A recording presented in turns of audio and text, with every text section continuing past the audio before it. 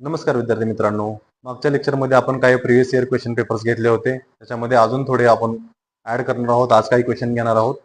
तर पहिला प्रश्न आहे गणिताचा. जर 550 रुपयाची वस्तू खरेदी करताना दुकानदाराने 18% सूट दिली तर दुकानदाराला किती रक्कम मिळेल? या ठिकाणी आपल्याला वस्तू 550 रुपयाची दिलेली आहे.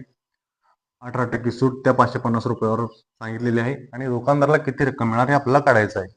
म्हणजे आपल्याला 550 रुपयांचे 18% काढायचे, जे की आपण नॉर्मल पद्धतीनं 18 डिवायडेड बाय 100 करून काढतो. त्याच्यामध्ये 0 गेला, 2 10, 92 18, 5 1 हा 1.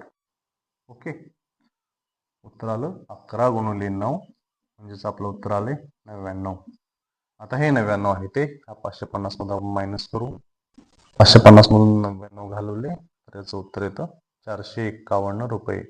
दुकानदाराला टोटल 451 रुपये मिळतील. हे याचा आन्सर असणार आहे. याच्यामध्ये आपण अजून एक दुसरी पद्धत बघू शकतो.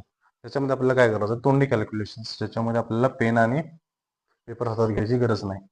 याच्यामध्ये आपण लक्षात घ्या, 550 रुपयांचे 18% आपल्याला काढायचे. 550 रुपयांचे 10% म्हणजे 550/10. म्हणजेच जर तुम्ही 55चा पाढा नीट बघितला तर त्याचा गुणिले 10 केल्यानंतर 550 येतं.